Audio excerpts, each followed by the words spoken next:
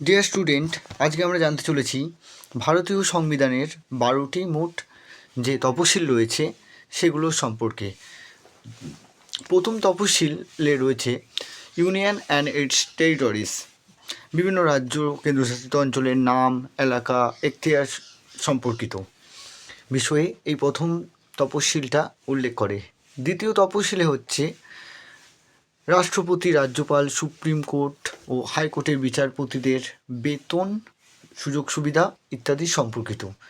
3 নম্বরটি হচ্ছে এই যে অফিসাররা বা সর্বোচ্চ পদে থাকা ব্যক্তিরা তাদের যে শপথ গ্রহণ সেই সম্পর্কে।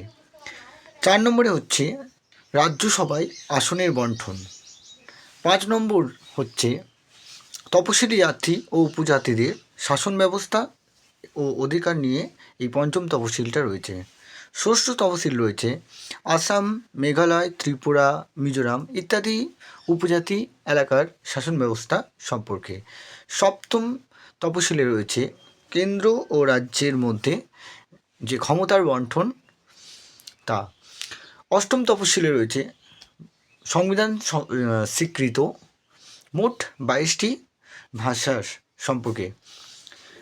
নবম তপশিলে রয়েছে ভূমি সংস্কার ও জমিদারি প্রথার বিলোপ সম্পর্কে। দশম তপশিলে রয়েছে দলত্যাগ বিরোধী আইন এবং একাদশ তপশিলে রয়েছে পঞ্চায়েত সম্পর্কে এবং 12 নম্বর তপশিলে রয়েছে পৌরসভা সম্পর্কে।